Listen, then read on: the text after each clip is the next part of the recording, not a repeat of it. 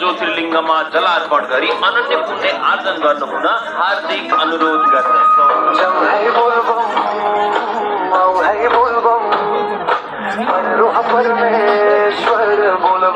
यही श्रावणको 30 गते शनिबार बिहान 7 बजेदेखि कालीदहबाट बोलबम जल यात्रा श्री भरवा परमेश्वर शिव ज्योतिर्लिङ्ग बोलबम धामका लागि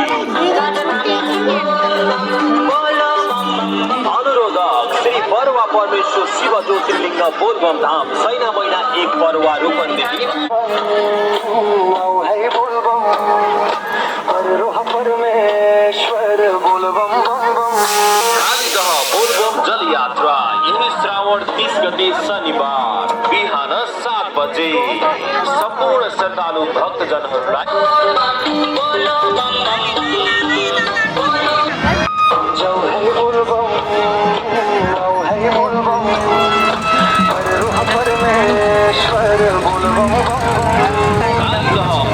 जल यात्रा श्रावण 30 गते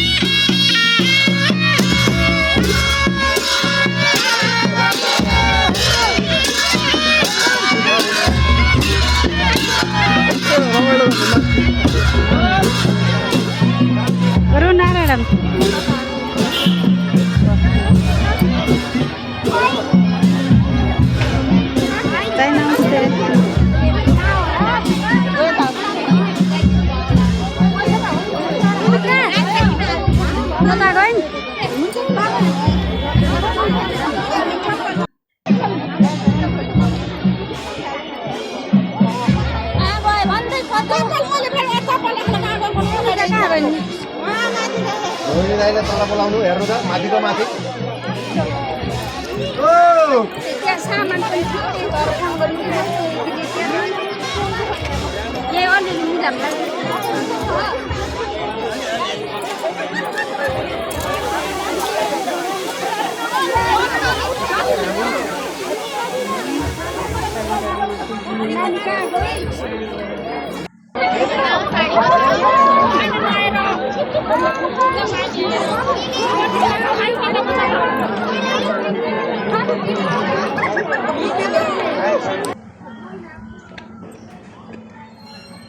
मलाई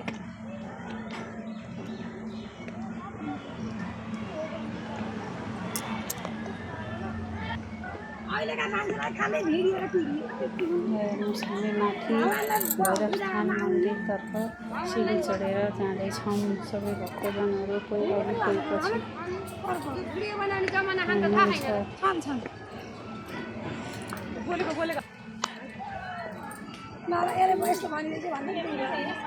जाँदैछु। हेर्नुहोस् हिँड्ने बानी नभएर खाली खुट्टा आज भगवानको दर्शन गर्न जल लिएर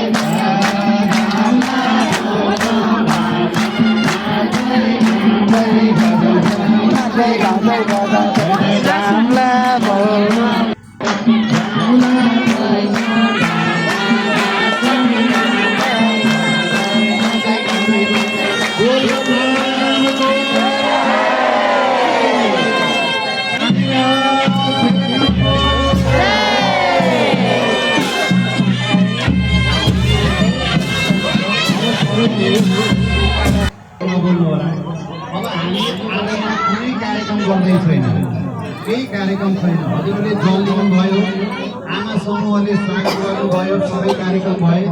हामीले हातमा जौल कुश लिएर सङ्कल्प गर्छौँ। सङ्कल्प गर्दा हजुरले के ख्याल गर्ने भन्दा आफ्नो गोत्र र राशिको नाम लिनु होला। आफ्ना कुनै कामना छ भने ती कामना चलाउनु होला। जो पैदल जान्छ म पैदल जाने भनेर सङ्कल्प हजुरले गर्ने। मैले थाहा पाएअनुसार 14-15 जना पैदल यात्री हुनुहुन्छ भन्ने मैले बुझ्न पाएको छु। र हजुरहरू जो गाडीबाट जानुहुन्छ, हजुरहरू गाडीबाट हामी जान्छौँ भनेर सङ्कल्प गर्ने।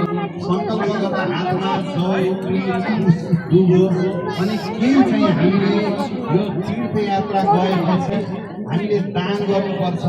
त्यो दान गर्नको लागि यसो भेटी चाहिने हातमा सङ्कल्पमा समय राख्ने र त्यो समयको भेटीलाई पनि कुनै होइन यो यहाँ एउटा गाग्री छ हेर्नु है मलाई यो सर्वप्रथम के भने गोजामा हात हाल्ने हेर्दैन अहिले पुच्छ यसमा राख्ने बुझ्नुभयो नि यसो यो दानको नियम के हो गोजा यसो थाम्ने त्यहाँ कतिको नोट कति पोलिस गाग्रीभित्र राधे राधे राधे राधे हजारको लागि राखिदिनु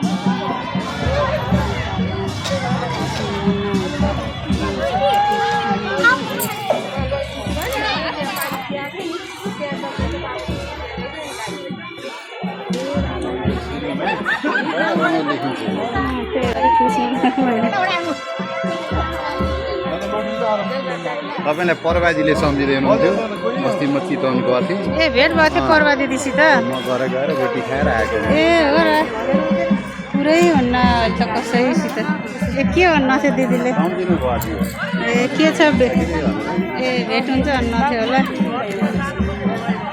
बरु टाढा टाढा भेट हुन्छ नजिक चाहिँ भने बस्नु हुन्न कि होइन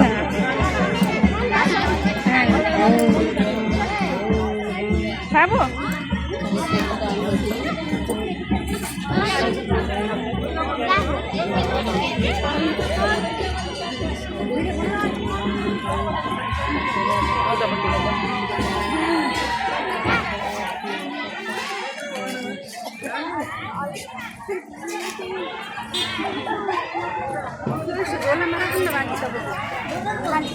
विजय अघि नजाऊ है हामीसँग भएको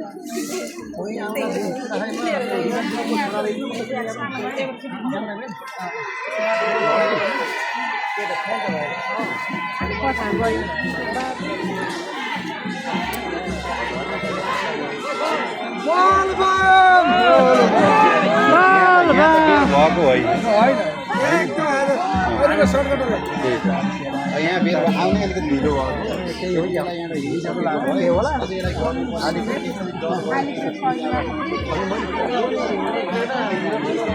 खाली पेट भएर होला खाली पेट मन्दिरको खाएर खाली पेट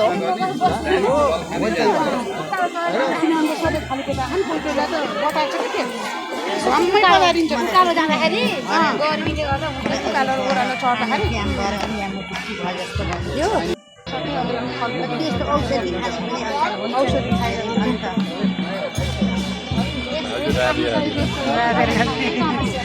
बोलबम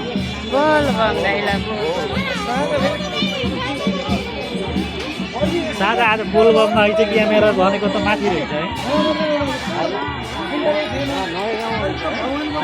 त्यही 4 नम्बर वडाको त्यो राम मन्दिर छ है राम मन्दिर गणेश मन्दिर राम मन्दिर पछाडि 4 नम्बर वडाको पछाडि यो बुद्ध चोकको भित्र पछि राम मन्दिर त्यही रहेछ र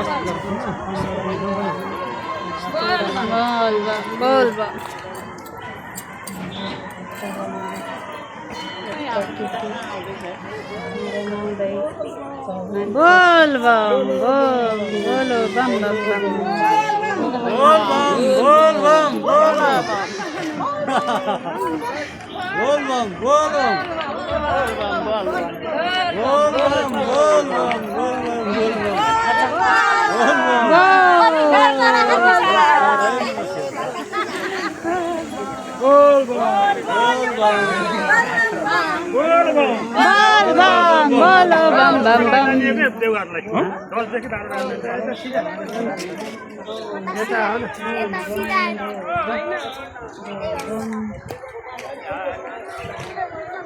सर मेरो फोटो आछ कि नै भन्ने कुरा हो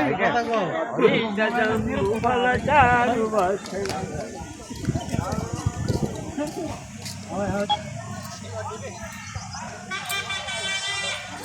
मोबाइल चाहिँ नि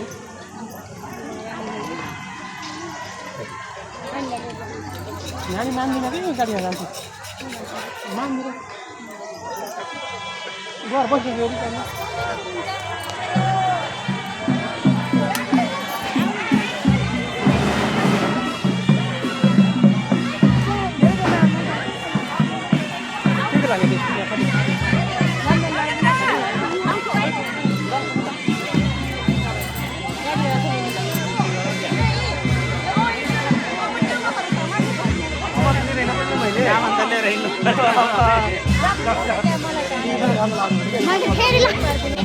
मेरो नि सबै मेटियो क्या लाउन